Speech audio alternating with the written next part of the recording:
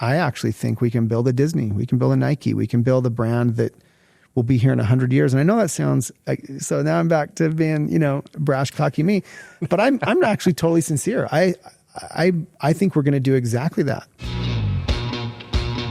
Welcome to the Know Your Ship podcast, presented by eHub. I'm your host, Frank Dolce.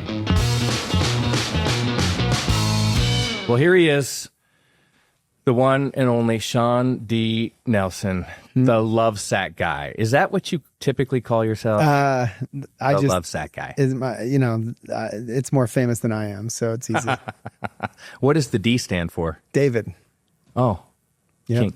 King David. Yeah, like my dad, David. Oh, very nice. As I've done some research, I guess we'll just jump right in. You mentioned your dad and how your parents have been influential in your life. And I think there's an interesting relationship with your dad. How did that relationship help you become the person you are today? Yeah, look, I think if I'm being honest, we learn as much from our parents about how we don't want to be as we do how we want to be, right? I'm taking notes constantly.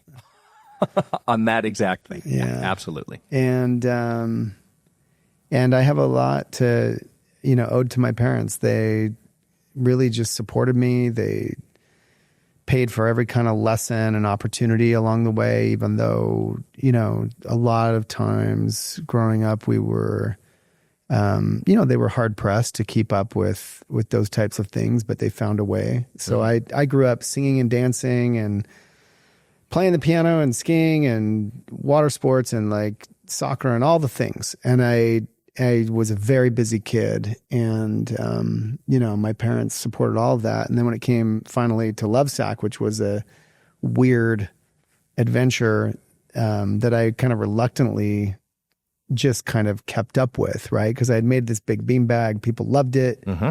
Everywhere I took it, they wanted more. It became a company. It was a side hustle in college. It became, obviously a store starting in 2001. Mm-hmm. And building product companies is really taxing. I think even more so than many other types of companies. It requires a ton of capital. These are things I didn't know when I started. I discovered them the hard way. And in the early days, we started as a factory, really. We were making these things. And so even that took a lot of capital, equipment. And I needed to borrow money. They would lend me money. And it was always a loan. It always was paid back with interest. It was never a gift.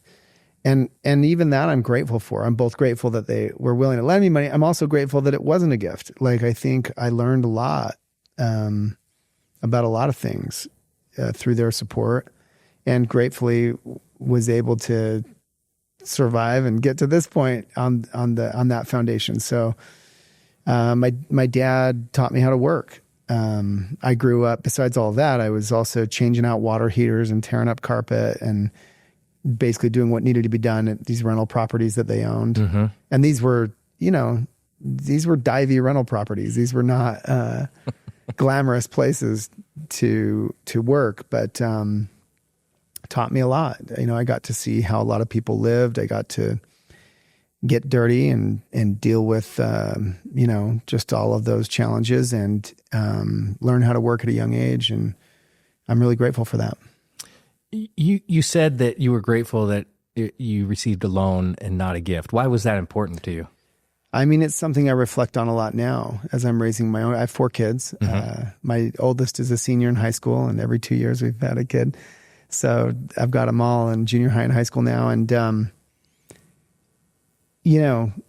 I think that my work ethic and my tenacity, and I mean, look, we're 27 years into Lovesac, and it hasn't been easy. And we've had a lot of great years. We've had a lot of challenging years, everything in between. I mean, we've lived through the most challenging kinds of times as a business, had to completely start over. And here we are again, continuing, with the challenges of a public company. It just takes a ton of grit and tenacity, as anyone knows. And I just think that one of the things I reflect on a lot now is I don't want to accidentally rob my kids of what it took for me to develop that.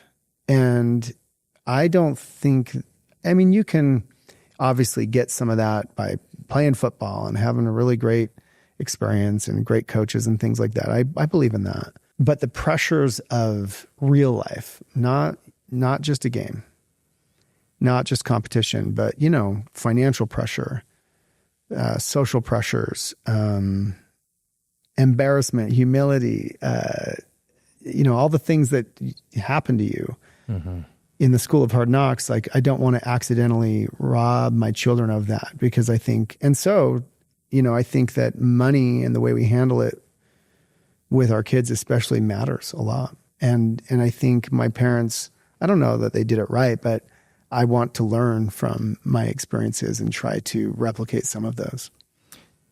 It's challenging because you're in a position today where you can provide for your kids. You can provide for all of their needs, and sure, if you wanted to, and they probably wouldn't really have to try that hard if you provided all those needs. But I think this is a recurring theme in your story, is this concept of diamonds are formed under pressure. Yeah. And you lean into that pressure, and some people will run away from it. Why is that important to you? Why is being under pressure and surviving and thriving under pressure, why is that meaningful? I think you said it. I think the only way we develop and really grow and change in meaningful, lasting, and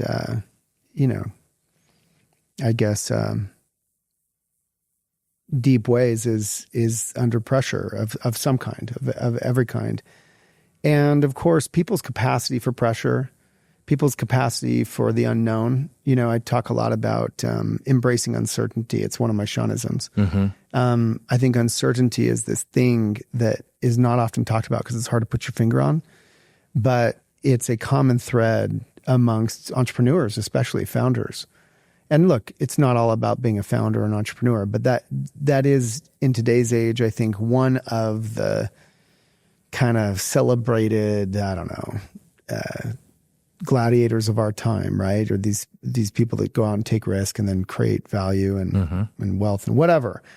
But it's just one form. And I think I've found, because on my own podcast, Let Me Save You 25 Years, I talk almost exclusively to entrepreneurs. And when I say that really broadly. I mean, I view Hollywood actors, they're entrepreneurs managing their own, career, for better or worse. Obviously founders of companies, musicians even, I love to talk to people who have to deal with the vicissitudes of life. And that's where character's formed. That's where all the things that it takes to be, let's say, remarkably successful are formed. And I really want that for my kids, in as much as they have the capacity for it. And I don't mean founding companies. I just mean, exposing them to as much of those challenges as I can, and in hopefully a safe way, in a way that's commensurate to their own talents and abilities. And that's hard to do. It's hard to know exactly who they are and what they're capable of. But it's in the doing that we find out. By the way, it's a great podcast that you have. Tell us the title again. Yeah, Let Me Save You 25 Years is the name of my book and my podcast. Yeah, and the subtitle of your book is Mistakes, Miracles, and Lessons from the Lovesac Story. And I'm really proud of that. I mean, in the sense, I tried to write a book that I wish I had read when I was 18 and I was getting started.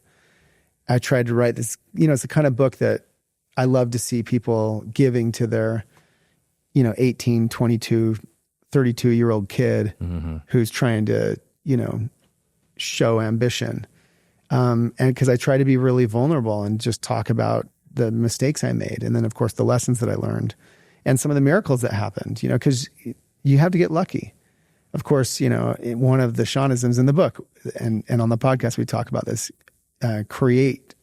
we create our own luck. And we talk about how to do that, because I believe in that. And I didn't always believe in that. I talk about how I came to believe in luck. But these are the things that I like to discuss with people. What's interesting is I'm sitting here talking to you.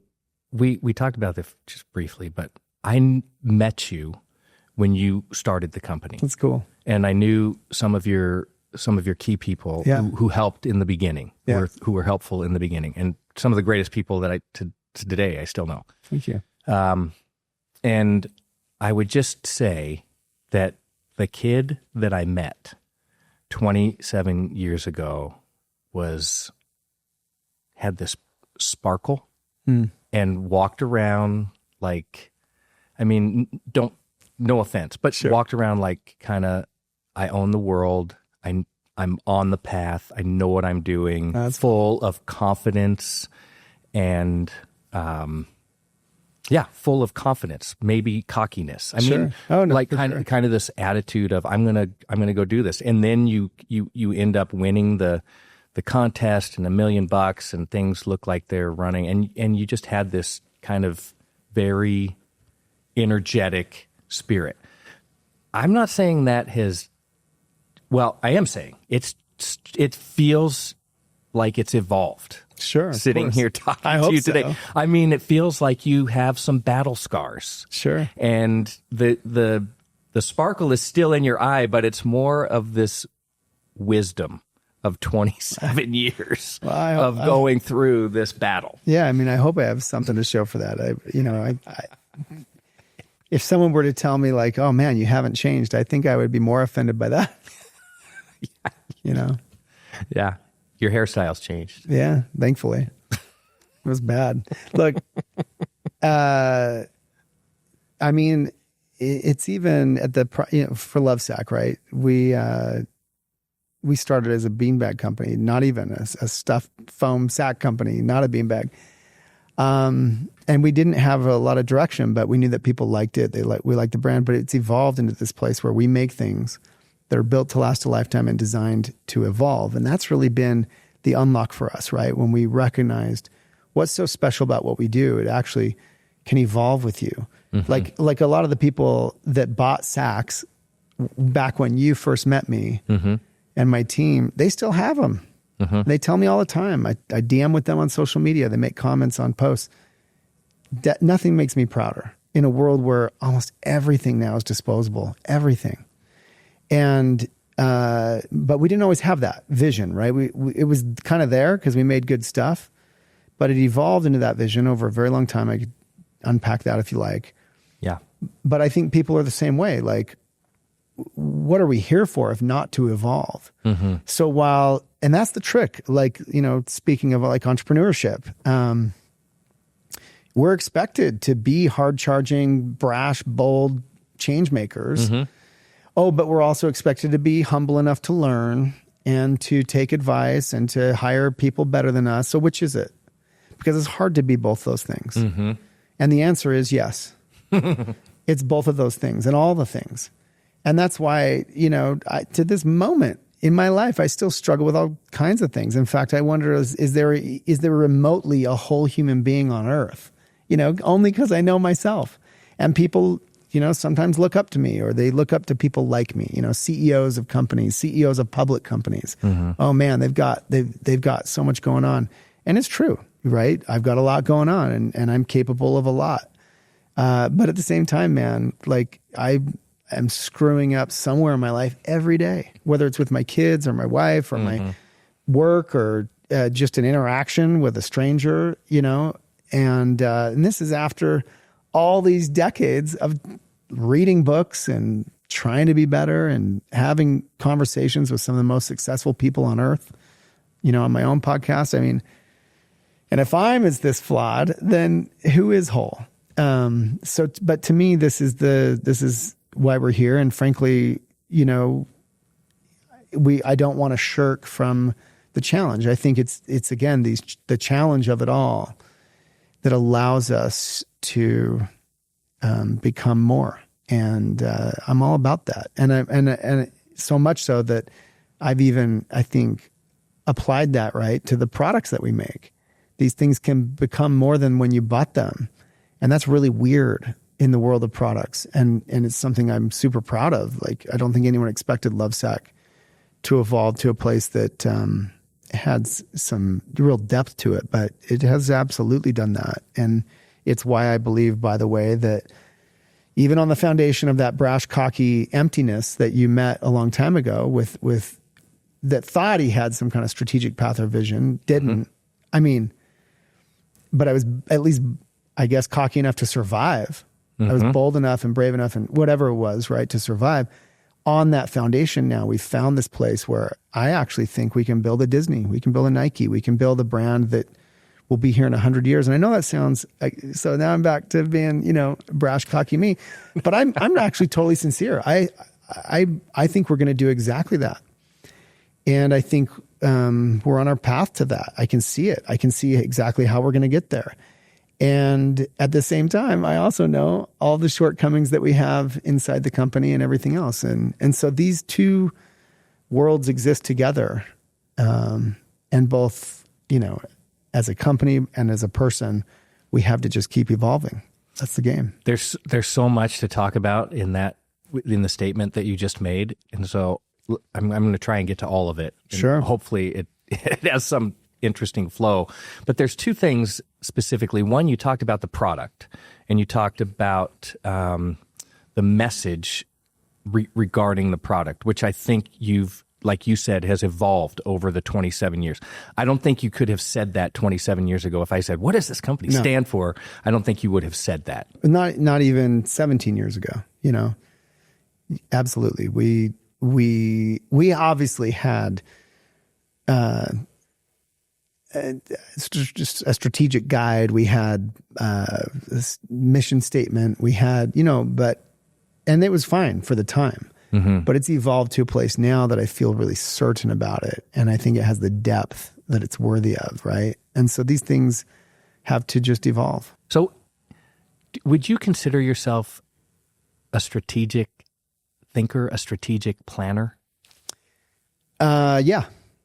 Yes. I think I've evolved again into that. I don't know that I always was. I don't know. It's hard to look back and really judge yourself. But today I find it's kind of neat actually. Like that I can go into even, I've taken like my life, right? I just work where I am. And so I'm out in the parking lot taking a meeting in the car, and then I land here, I take a meeting in your house.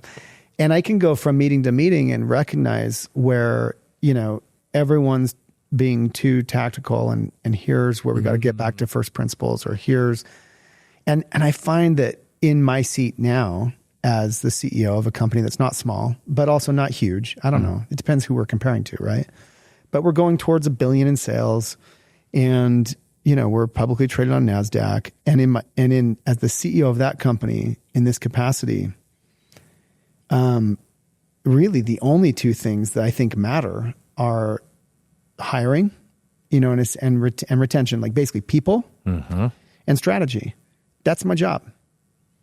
And while I mess with all kinds of other components because I find them interesting, especially product development and design and things like that, and whatever, PowerPoints or something, as long as I am getting the people right and the strategy right, the rest will happen.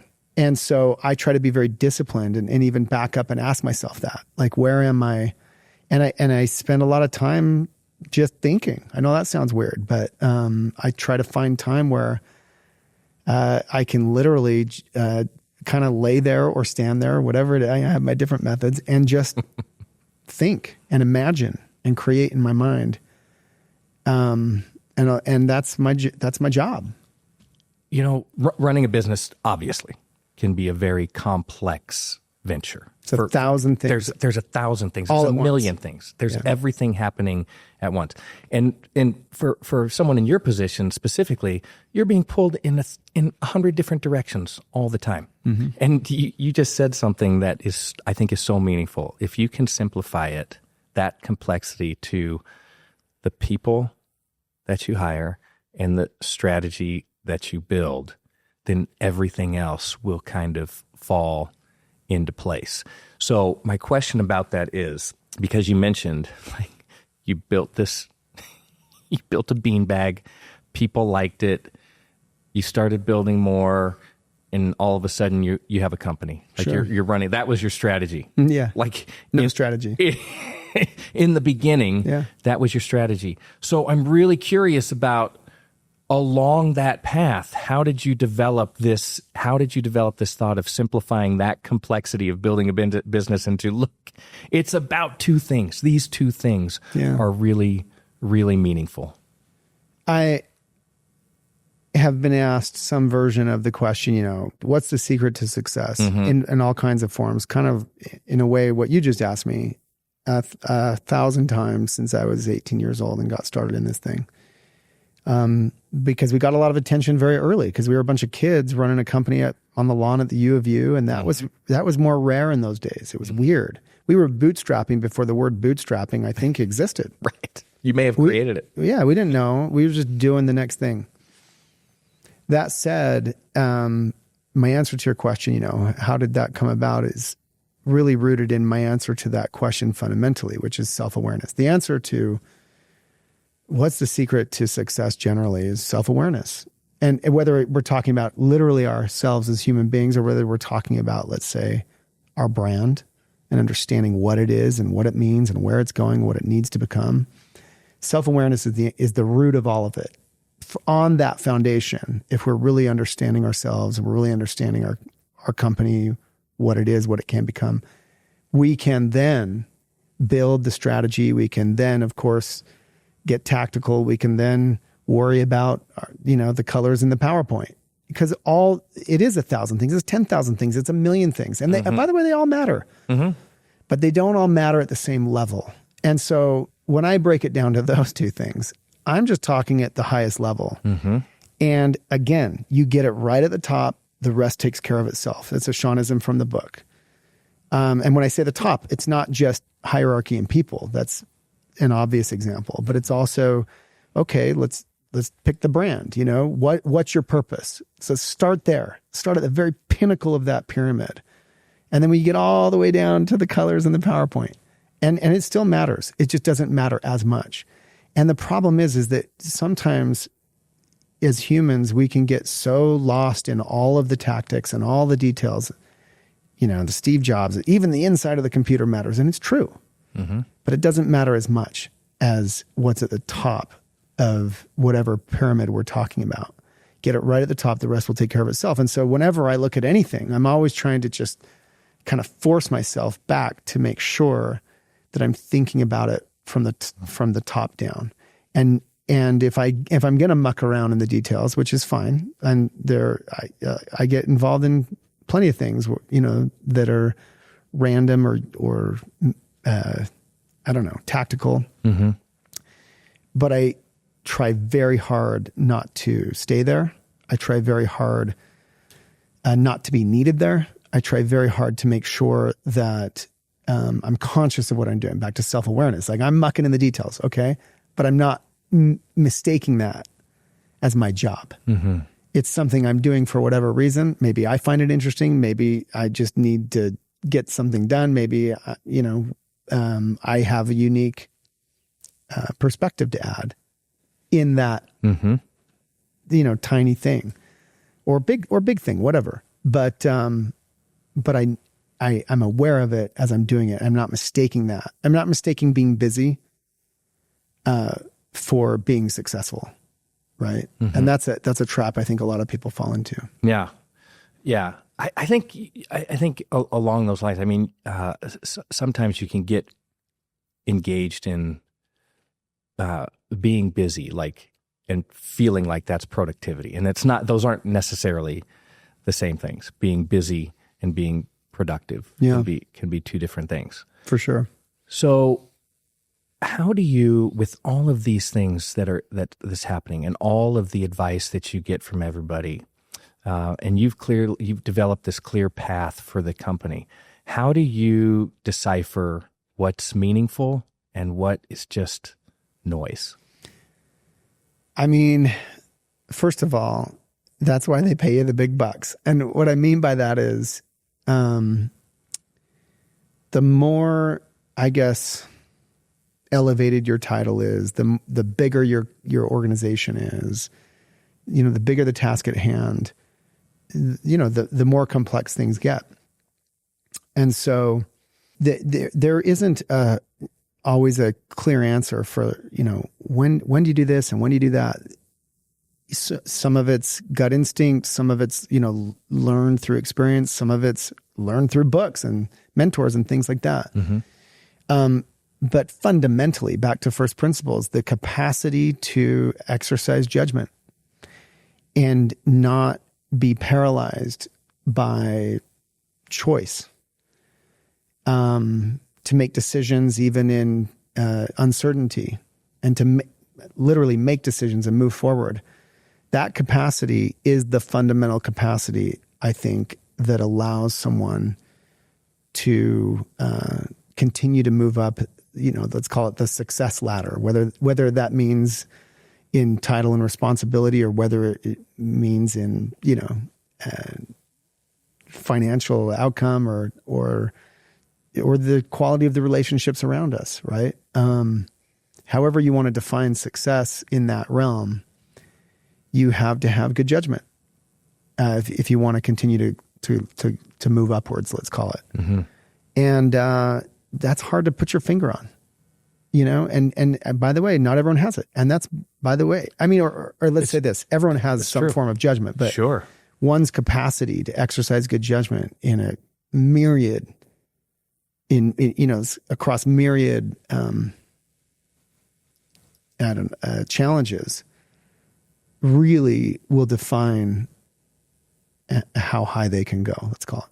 Yeah. Well, I think there's distinct talents and abilities that people have. Like, there's things that I could do that you may not do so well. And there's certainly things that you do that I'm always thinking like, man, I wish I could do that. Yeah. I wish I could do that. And so we're going back to your self-awareness and understanding where your gifts and talents are and how you can learn and, be an advisor at certain times, and be the student at certain times, and learn in all of those different ways.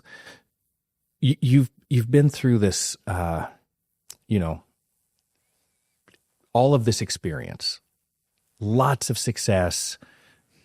I would say near failure. You've been through relationships with venture capital and private equity, and you have this one really interesting experience where you had to take the company into Chapter 11, and maybe you call it the most embarrassing time of your life, or just a very embarrassing time in your experience. And I'm curious about that. Why do you describe it as a most embarrassing time in your experience? Well, it was amplified for me because, we're sitting here in Salt Lake City where we got started. You're familiar with the brand in those early days. We were high flying. We were well covered, because we were out there doing this so boldly and brashly and rapidly. And then I get recruited to a reality TV show where on national network, on Fox TV, prime time, with Richard Branson, billionaire of our age at that time. And I win $1 million on national TV. So I'm a local celebrity for sure. I'm almost a national celebrity for a minute. And, not long after, bankruptcy's on the front page. And so it's humiliating, amplified by that kind of fame. And that was, look, I'm not abdicating. It's my own fault. I didn't do a better job guiding the company, making decisions, whatever. But we would raise money from venture capital. One of their first moves was, hey, you've signed up for all these leases as a 24-year-old a lot of them are pretty bad. Let's get out of half of those. Let's close them down. Let's get out of franchising. Let's pull it all back in. And the way to execute that was through a Chapter 11 bankruptcy, which there were probably other ways, but that's where we ended up. And it's not really, it was never in my plans, obviously. At the same time, the other thing, so yeah, it was the most humiliating time in my life. And it's further amplified because here I am, having to get rid of half the staff and then run around the country, closing down stores I had just opened, sawing in half a cash wrap fixture in a shopping mall at midnight in Texas because you can only work at nights when the mall's closed, and I got no one else to do it, and I got to throw it in the dumpster, and we just purchased the thing. And so it's also physically demanding and demoralizing. And then, by the way, come back to work on Monday and keep everybody jazzed up, amped up to sell some beanbags this weekend because you also are still going, trying to survive. So, these bankruptcy processes, if you intend to come out of them, are grueling. They will take everything you have, physically, mentally, emotionally, spiritually, all of it.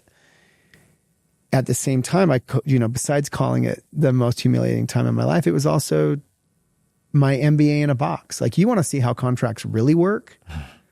Put them through the fulcrum of a Chapter 11, and you'll see every one of them play out. You'll see every clause extracted. You'll see every fight down to the last dollar, between debtors and creditors and everything else. And so, like, I feel like I know more about some of that than business people twice my age because of that experience, right? And so I think there's a lot to be gained, and I'm not advocating it. I'm just saying that we have to, whatever life throws at us, we just have to look at it like it's going to be for our benefit and learning. And if we can't do that, then it's just pain. And so find a way to view it that way and to then gain from it. Like, I've gained a ton, and I feel like that knowledge now informs a lot of the decisions I make. How we negotiate contracts to this day is informed by some of the, painful lessons that I learned, and then more. Like, there's not enough time on the podcast, because it's 1,000 things. But that's the blessing of even being in the position to live through all of this, is I get to develop in 1,000 ways if I choose. Or I can just be a cocky, kid who can't take advice. And so there's a place for boldness and brashness still to this day. And on the right stage, in the right format, people expect that from me. But of course, there's a place for an underlying humility that is always willing to learn from everything and everyone. And that's the part that, look, as a 20-something, I probably didn't have fully developed or developed at all. But thankfully, through all of this, I've developed some capacity for that. I'm certain, and but I'm still on that path. Well, you have this great survival instinct, and you talk about resilience. That's meaningful, and how your mom was helpful in that process in your life. And so those are other topics that I want to talk about. But as we're still talking about kind of the beginnings and what's happening with Lovesac, I'm curious if maybe what you would have thought way back when, what you think about it now. Is it more important to pause and be super thoughtful, or to take a step even though you might be risking a big mistake? Again, the answer is yes. That's why they pay you the big bucks. And you have to develop, look, the older I get and the more experience I've had, the more I rely on my gut instinct, not less. It's not like, oh, well, now I'm wiser and I've read 1,000 books and I know the answers. I increasingly lean on my instincts. And even though my knowledge has increased, obviously, through all my experiences. So developing the capacity to tap into your instincts, because every human's born with them. And I don't know, look, we could get religious about it. We could get spiritual about it. We could get physiological about it. Literally that phrase, our gut instinct comes from the fact that we actually have neurons connected from our brainstem down to our actual gut and our heart. And these things are real physiological phenomenon, but how it works, why it works, people's capacity for it, I can't fully speak to, but I believe in that. I believe our capacity to harness that, to hear it, feel it, allow it to guide us is an X factor. It's a major talent, skill, ability that, even though I can't fully understand it, is useful and is the answer to your question. How do you know when to act or when to take a pause and think really critically and strategically about something? That's an instinct. There are moments for A and there are moments for B. And I don't have better advice for you than that. What is your, what's the process when you are faced with a situation like that, some complex issue, some challenge, or just, are we going down A or B? What is your process? Do you lean on somebody? Do you get away by yourself? Do you have a mentor? What's the process? I mean, there are many different processes. So one is I really like to try things on. That's what I call it. Just like you try on clothes or something. And even trying on clothes, to abuse the metaphor, like I don't debate myself anymore. You know, I keep my wardrobe simple, but if I'm trying on a new jacket, because I got a lot of jackets, it's like the only thing that changes in my wardrobe. Otherwise I'm in a black t-shirt. But if I try it on, I either instantly love it or I don't. And if it's on sale and half off and it's from a great brand, but I didn't have that like, oh, I love that, I hang it back up. I don't talk myself into it because it's a good deal. It's a really good deal. No way. I don't talk myself into it because, you know, they're out of larges, but they have an extra large. No way. It's just a hard no. And so how does that apply? I like to try things on verbally, you know, so if we're debating a new name, let's say a new brand, I just start using it. I use it in my even though we haven't applied for the trademark or we haven't even decided that that's the answer. And it starts to get weird in conversations because there's no way to pluralize it. Or I find that people revert to the old one. They don't like saying it. Okay, it's out. I try things on verbally, especially. Try things on in my own mind. I just start using the idea at hand. It costs nothing to do that. And I encourage those around me to try them on with me. So, that's a major tactic of mine. As far as, how to recognize those, those moments and decipher them, besides gut instinct, trying things on, another form of that. I just talk them out, and I know that sounds obvious, but you have to have people around you, especially if they understand you. I think I try to even warn the people ahead of time, like, hey, don't, because the problem with being a CEO is you say things and then people think that you're, giving an edict. And so I try to be very, again, self-aware. Hey, I'll warn people, right? Like, this is not an edict. And I encourage people to debate me, and that's hard. Again, it's the classic CEO trap.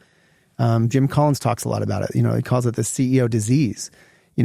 People don't like arguing. People can be afraid to have conflict with their boss or a person in power or something.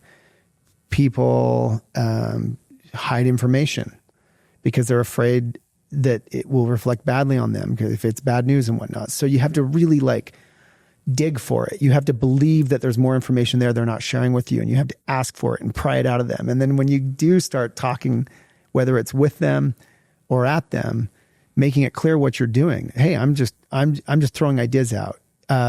Debate me. No, really, you have to really encourage debate and get people to go toe to toe with you and let them know it's okay. And because the best answers are not usually my answers, even though I've got some great answers. The best answers have usually had the corners knocked off of them by other people's challenges and debates and provocations. But again, you have to go into it with the self-awareness, knowing how are they viewing me? Because you think of yourself as just another person in the room, but that's not the case necessarily, especially if you're in any position of authority. It doesn't have to be the CEO. And so back to self-awareness. That's the root. That's the root of all success. Have you ever been in a situation where, people say that a lot. Yeah. People say, and I've had bosses who have said that regularly, you have to challenge me. You have to debate me. You have to poke holes in this argument. And then when you find yourself in that situation and engaged in that, there's a negative reaction. Yeah. Look, that's why I say here I am, pushing 50 and I still feel so deficient because Now you're talking about an interpersonal interaction on some random day of the week around some random topic. And all of us have those. And our ability to show up well and to manage our reaction, even as, by the way, we might have something on our mind at home or something that's brought us down or be chemically imbalanced or off of our caffeine or whatever it may be. And that's minute to minute, hour to hour, day to day. And that's what makes the job so hard. And the job is being a human and trying to eke out success. So I wish I had better advice for you, but we just have to keep making the effort. We have to, again, start with self-awareness, really try and look at our behavior, really try and be objective about it, really ask for feedback, and then but don't be paralyzed. And so I believe in making decisions fast, actually. I believe in taking action fast. I believe in constant movement. By the way, on the topic of giving advice or not giving advice, what you're doing right now is this is so good. It's what, I think people are interested in your process, in your thought process, and what has brought you from where you started to where you are today and to where you're going. And your vision for the company is amazing. Like, you can see that path. You believe that's going to occur. One of the things that you've said, I hope I don't goof this up, you correct me if I'm wrong, but you've said something like you're building the most honest brand around, something like that. I'd like to, yeah. So let me start.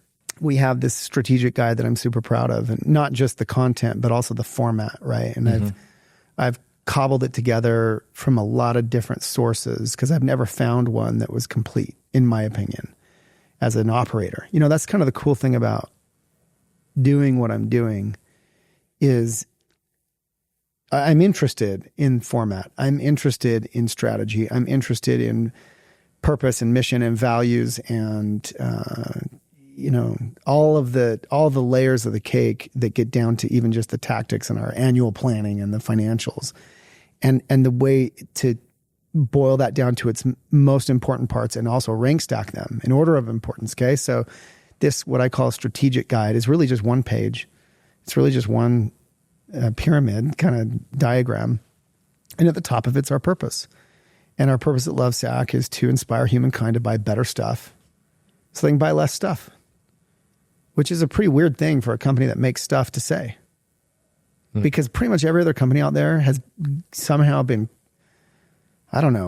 convinced to join the bandwagon of just actually trying to just get you to buy more crap, stuff you didn't even need.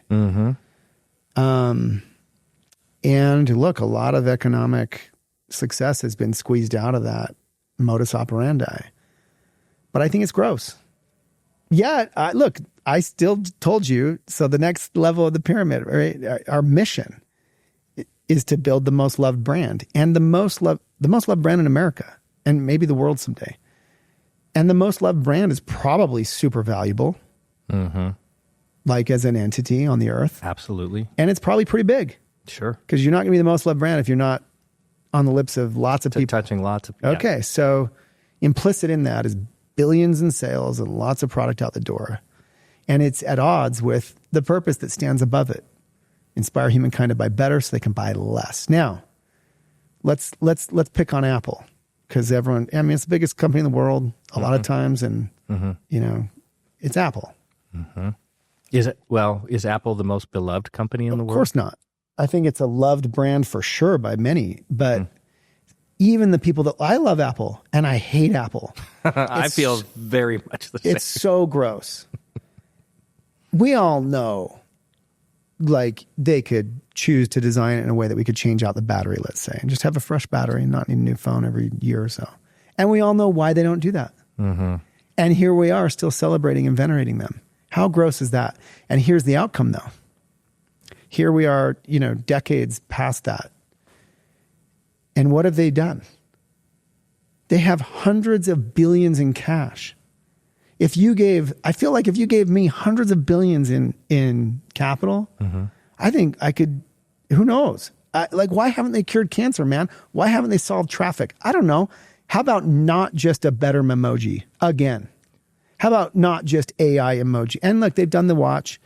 I'm just saying that if they had been forced by the power of the consumer, and so I've put now juxtapose that with what I just broke down for you. Mm-hmm. I'm putting Lovesac then in a very difficult position, because in order for me to build the world's most loved brand and, get to the scale that's implicit in that, while driving a movement for people to buy better so they can buy less, I could never possibly sell enough couches to get there. Because, by the way, my couches last for decades.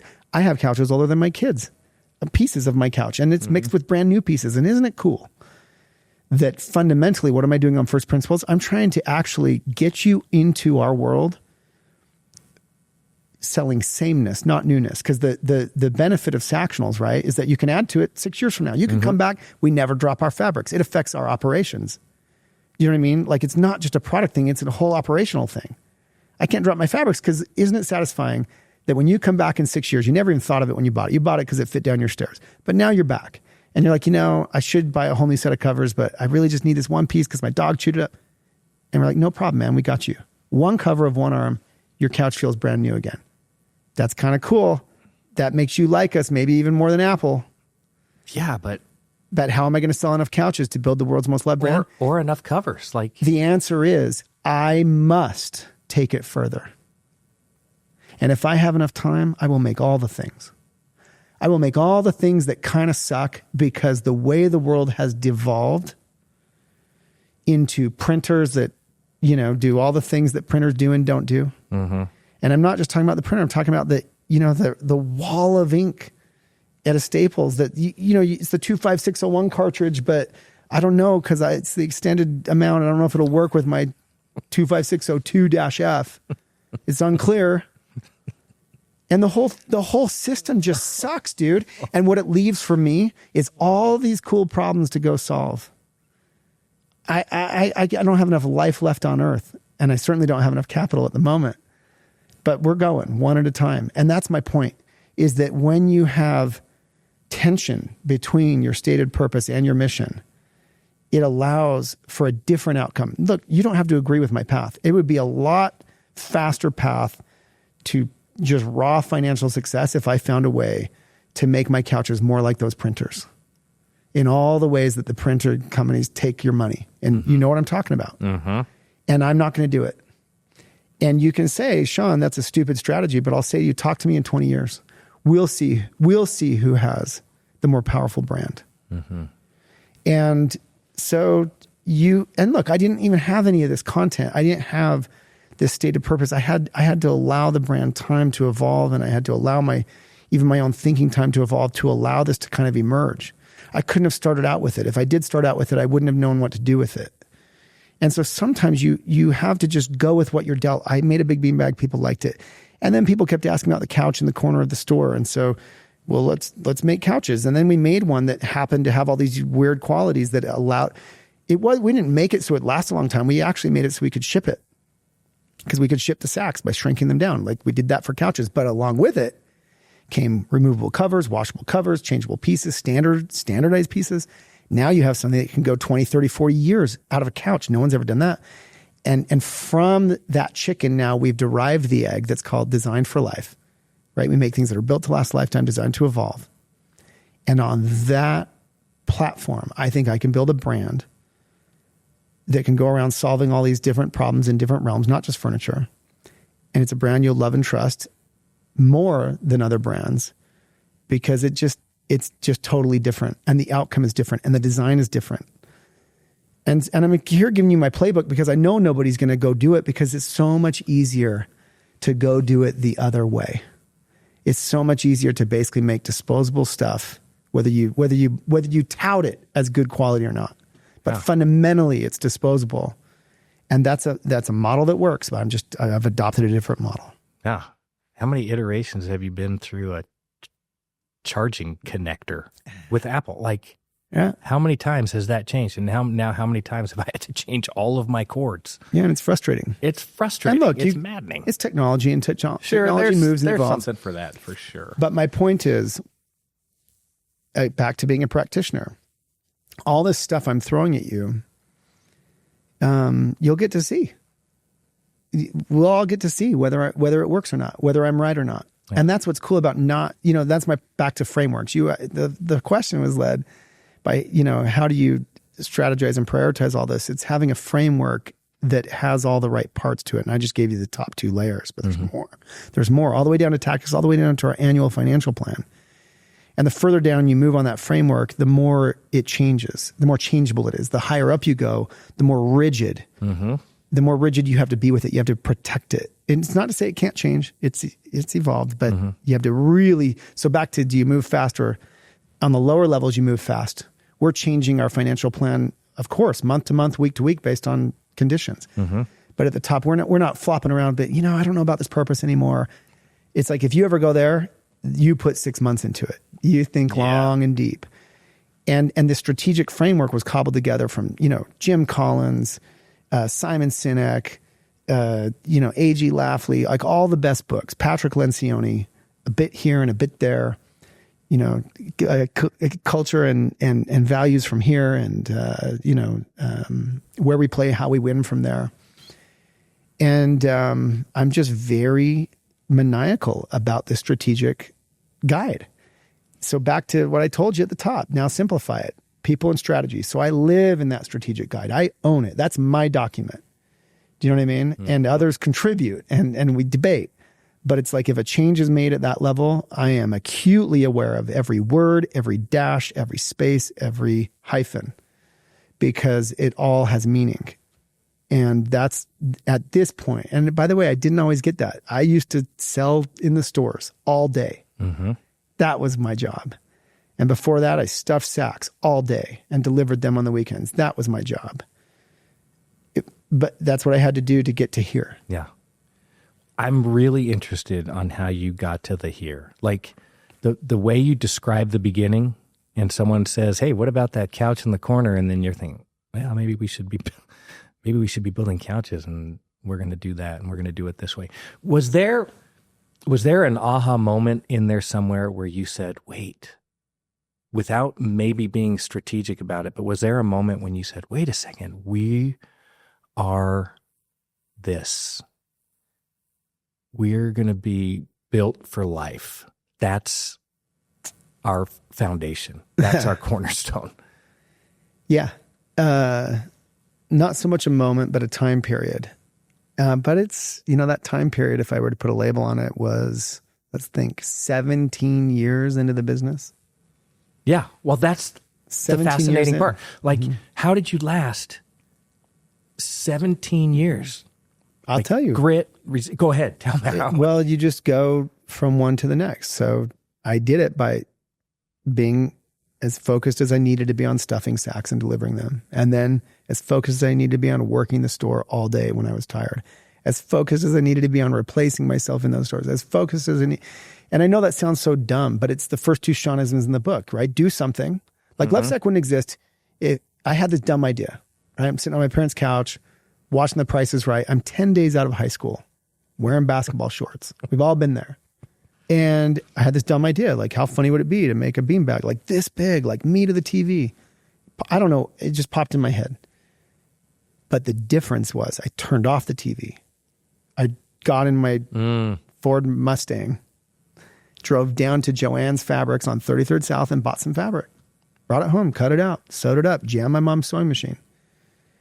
I would never have known that people would like this thing had I not done that. It would have just been a dumb idea that I probably would have talked about. So the first Shawn-ism in the book is do something. And by the way, it persists. It doesn't mean do something once. It means every day, every minute, what can I do now?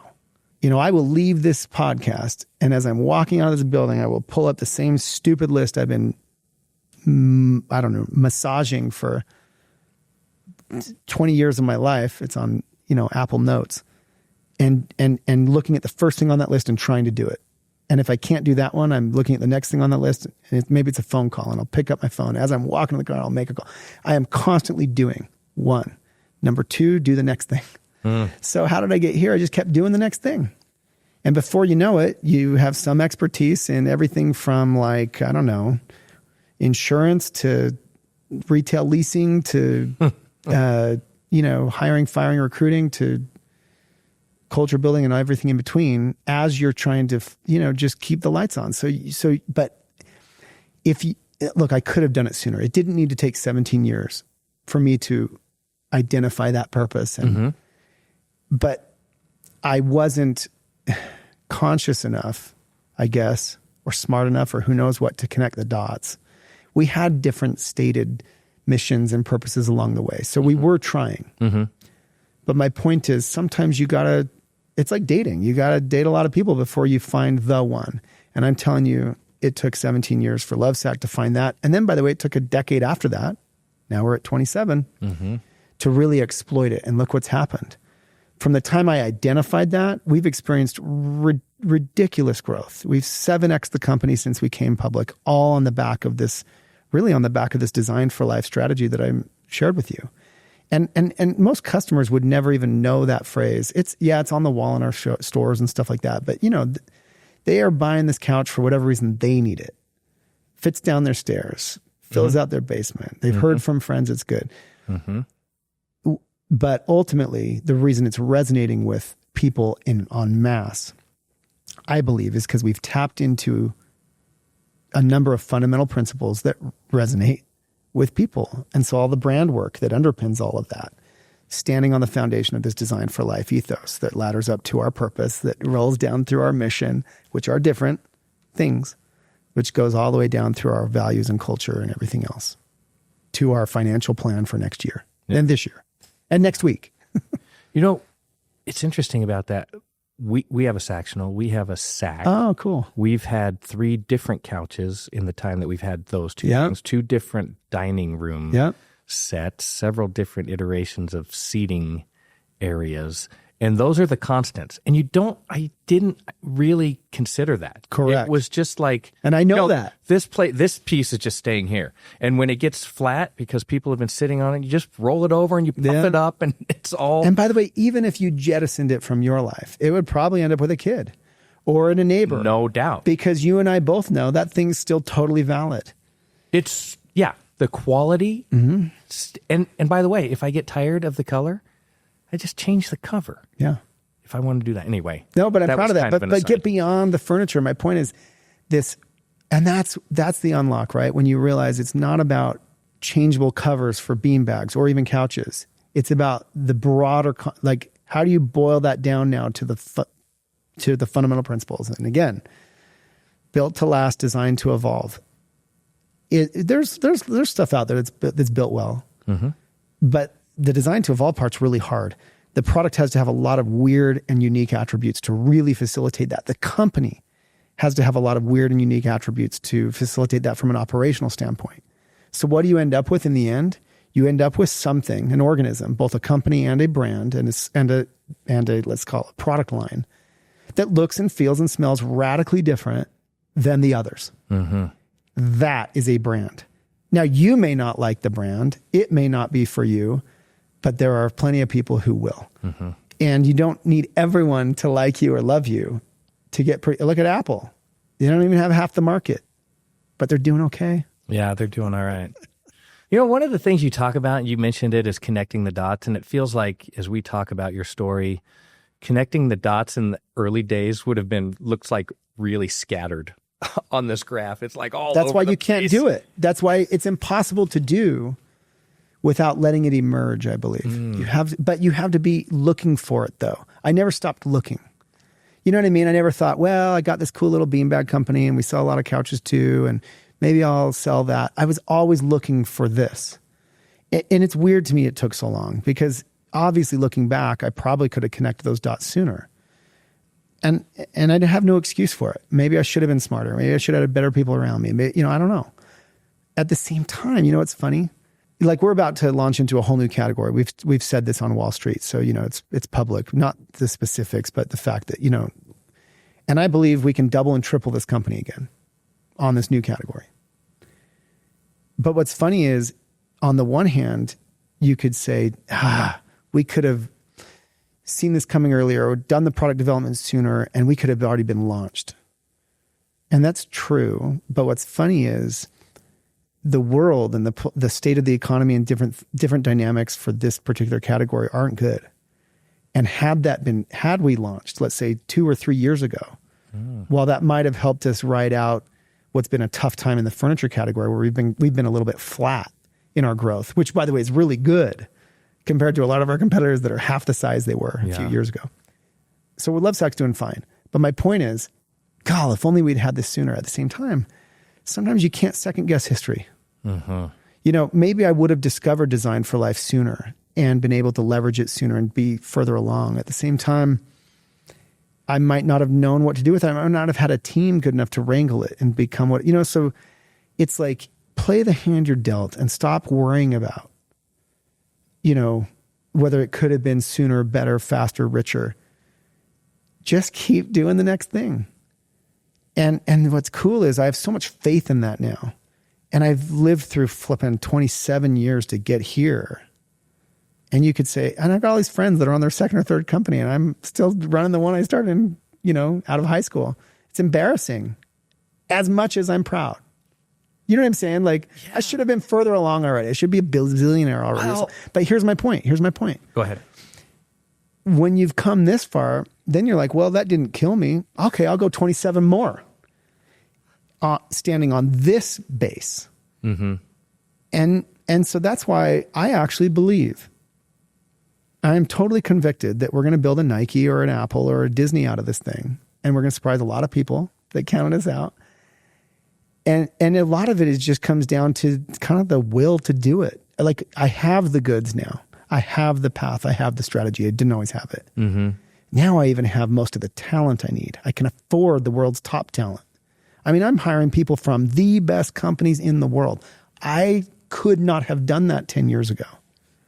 And those people know how to wrangle this strategy that I'm articulating to you. I can be the biggest idiot on the planet. And I am. I'm the weakest link. These people outclass me. They've had experiences and educations that I can never get. I missed it. Not just from school, but more importantly from the corporate world. But I get to hire them. And I get to hopefully retain them. And that's my job. And that's honestly, if that's all I do, I'm probably going to win. Well, this is a recurring theme on this podcast. It's from Dick Vermeil, who's a famous Super Bowl winning coach with Eagles and with the Rams and so on and so forth. But he said the key to success is hiring people around you much better than yourself. Yeah. And the Shawn-ism out of my book is hire better than you and let them own it. That's the part that the brash, cocky me that you met a long time ago didn't get. I hired older people, smarter people, better people.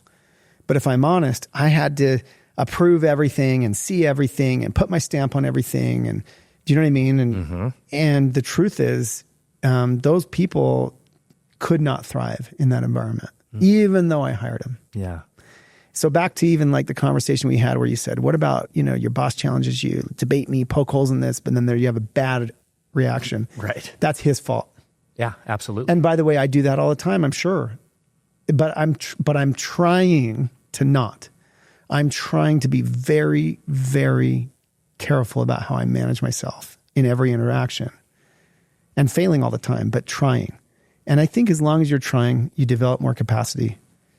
And one day you wake up and, oh, wow, I can play the piano. But you have to every day be trying. Yeah. And here I am pushing 50, still trying. Right. And as long as that's true, and for the people around me also that's true, because they're also fully developed, purpose and success chasing individuals, together we're probably going to win. As you describe this, it feels like we're going through a battle. Like it's been a battle for 27 years. Sure. In lots of ways. And I'm like picturing a war movie. It is. And so maybe you answered this a little bit before, but I'll ask it more specifically. Why didn't you wash out? Like a lot of people would have washed out. I thought about it 1,000 times. I probably thought about it this week. Like, I don't know, you have a capacity. You have, like I said, you have the ability to thrive in uncertainty, or you don't. You develop that ability or you don't. And obviously I've developed some of that ability, but it doesn't mean I don't question it. It doesn't mean I don't get tired. It doesn't mean I don't, in my weakness, say the wrong thing to my wife or kid or colleague or whatever, so it is a battle. And I think the problem is that there are situations that work out ridiculously well. People become a billionaire in a year, or they exit their whatever, right? And of course those get headlines because they are truly remarkable. And there's so many of them. There's at least enough of them to keep the headlines going that we all kind of think like, dude, I messed up. Like I'm terrible. I suck. My thing's dinky. My life is dinky. My team is weak. My company's small, whatever it is. Yeah. But the truth is, for every one of those headlines, and there's plenty of them, there are 10,000 other great situations doing great things with great people that may not be remarkable in that way, but are plenty remarkable. And they're generating livings for you or for others. They're providing, good environments, and then you die. So like, as long as you're involved in one of those, before you die, life should be good. If you choose to let it be, if you choose to accept that, if you choose to see it for what it is and not, it's just, these headlines are just like Instagram. Everyone looks so good. And then by the way, you look into most of these beautiful people, beautiful families, you give them long enough, they all fall apart. You see what's behind. And so it's like, it's all fake, man. So don't be distracted by that. Ignore the tallest headlines. Focus on the real people doing the 10,000 others. Because that's where real life is. Yeah. I wish we could see you 27 years ago sitting next to you now. I think it's just it's such a great story, and it's such a fascinating evolution. And I think what's really interesting about it is how thoughtful you are about it and how you've let that guide the decisions and the things that you do today, especially with the things that you've said are really important, family and friends and relationships. It's the Shawn-ism from the book. Everything else is dust. And it's controversial for me to say that because, my own employees could listen to this. But in the end, it's just beanbags. It's just couches. It's just a company. And I say that with great respect in the sense that we do get to employ 2,000 people and growing, and we do get to even have great times doing that, and people get to make a living and pay their mortgages. So it's not that it doesn't matter. But on a personal level, if it comes at the expense of my children and their souls and their future and their, what was the point, And so it's tough, man. It's tough to balance all of that. And you brought up the stress and pressure and how did I not succumb? I think something always gives, in the sense that this stress and pressure also takes a toll, whether it's on me physically or something, or whether it's on like the people around me or my wife or kids. Right. And I think I have a pretty successful marriage and a pretty successful family overall, but it's not without tremendous effort and plenty of shortcomings and plenty of messed up interactions. And, we just have to keep actually trying, not lying to ourselves. We have to act. And that's why I come back, man. The root of it all is self-awareness, but everything else is dust. So don't, and so that's why I wear this ring. Like my upgraded wedding ring has 6 black diamonds in it representing, the 6 of us, me and my wife and my 4 kids. And on the inside of this ring right here, it says everything else is dust. And so I try very hard to remain lucid to that. Well, it's interesting you brought that up because I want to transition to your podcast. Sure. By the way, it's such a great story. I'm glad that there's a book out because it tells that story. It tells your story, and the Shawn-isms are amazing and really meaningful. And well, the battle scars that you have, I talked about earlier. That's all of the essence of your book. Like that's all of that's the lessons that you've learned. The hard won lessons. Which is, by the way, why I wrote the book the way I did. First of all, it's short. You can read it in like an hour. second of all, I just try to be really honest with a lot of this stuff, because you read a lot of business books that unfortunately give you that impression.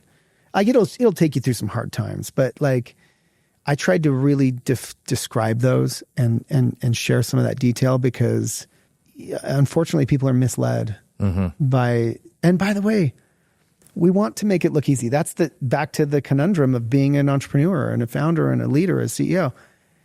My life on Instagram looks amazing. And I mean it to look amazing. And I mean it to look like when I'm on stage somewhere, like I'm nothing but positive and excited and buoyant, because as a public company CEO, that's part of the job. But meanwhile, I hire people out of Walmarts and Amazons and, L'Oreal's, and they'll tell you, though, every one of those companies is so messed up and twisted and screwed up inside. They'll be the first to tell you that. The minute you get into some sticky wicket. It's like, don't worry, we had bigger problems than, and it's like, but it looks easy and it looks glamorous, right? Like I think that business, however you want to define that, is actually a really complex and high-minded endeavor, because it requires so many disciplines, from, all the way starting at self-awareness all the way up through accounting, strategy, like interpersonal selling, like whatever it is, like all the things, 10,000 things that we get to if we want to expose ourselves to and develop prowess in many of them or all of them or some of them simultaneously, while trying to raise kids, right? And so I think it's an underappreciated, I think a lot of people just hear business and think of like rich people. Yeah. But there's so much to that journey that's so interesting if we take it on like that. Yeah, absolutely. I think one of the things you mentioned, lots of millionaires and billionaires and who have been very successful. Sure. And it's not like that's not something you aspire to, but maybe that's not the most important thing to you. I know plenty of them. Mark Cuban's on the podcast this week as a reprise. And, and he's great. And Richard Branson's great. And I know lots of, billionaires and centimillionaires, and a lot of them are great and they have great lives or whatever. And a lot of them aren't. A lot of them are miserable. A lot of them, I think, would trade places with me in a second, even though I'm still in the hunt and I'm not even that liquid on paper. All my money's in Lovesac still. I didn't take chips off the table because my employees are all on the table. Why should I be, independently rich while they're in the struggle, right? And I'm doing fine. But my point is, you don't need that much money to just live an awesome life. To do all kinds of cool things, and there's not enough time for it. Like these people that own all these homes and own all these toys, they can't even utilize them, and in fact, they stress them out. And then, by the way, fast forward a decade or two, and then they die. And so, while they might have made great investments or whatever, the point is, we actually all have the same 24 hours a day, 7 days a week. And I do believe it's one of the Shawn-isms, playing along the way. I do believe in having a good time. I do believe in living your life. But I also believe that people, we're on this earth, we're expected to work. I believe that on a religious, fundamental, spiritual level, And so even if somehow you intentionally or accidentally got liquid at 38 years old, okay, what's next? Not, I'm gonna surf a lot. And it's nothing wrong with surfing. I surf plenty. But I just believe in building and creating and growing and contributing, whatever form that takes. Yeah. And so people get lost. The wealth is as much of a curse as a blessing, honestly. And fame especially. I had to fit my 15 minutes of fame. And you know what that gets you? That mostly gets you a lot of weird inconveniences and no empathy. Once you're famous, you have a bad outcome. You have a problem. You have a divorce. You have a hard time in life. And no one feels bad for you because you're famous. You're famous and you have it all. And even though that sounds like a life. Dumb thing to say, being on the other end of that sucks. Like you feel, it doesn't feel good. Yeah. When you are sort of aware that people like don't have any sympathy for you because you're rich or famous. That doesn't feel good. No. And so be careful what you wish for and embrace the struggle and just be grateful that you have the opportunity to break yourself against these rocks. Yeah.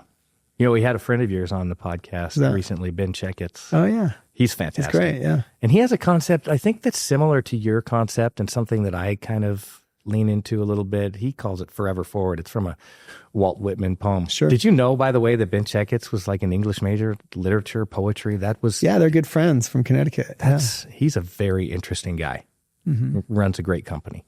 But this kind of concept of forever forward, and you're talking about kind of this motion and moving forward, taking steps forward. And I had a physical therapist who said, you know, if you're feeling bad physically, like motion is lotion. But I think that is applicable to life as well. Yeah. Like you have to keep moving to keep yourself engaged and evolving like you have done. And so I don't know how I would wrap this up exactly, but it's a great story of evolution and moving forward and continuing to strive and learning.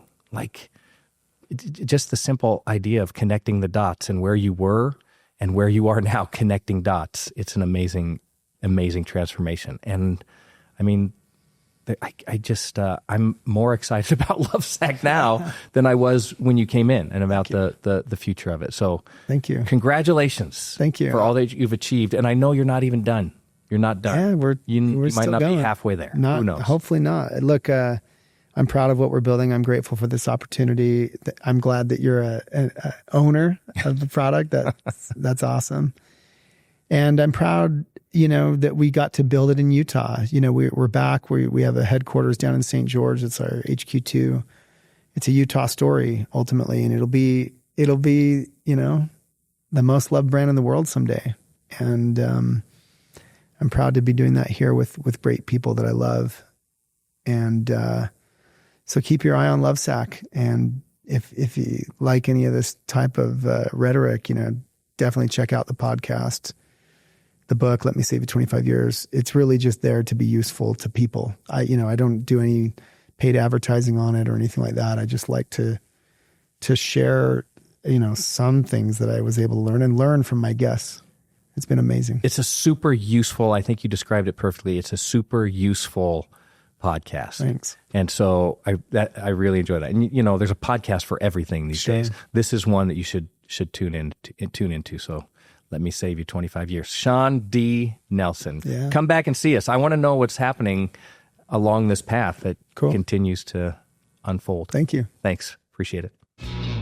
Thank you for listening to the Know Your Ship podcast presented by eHub. Don't forget to subscribe and leave a review.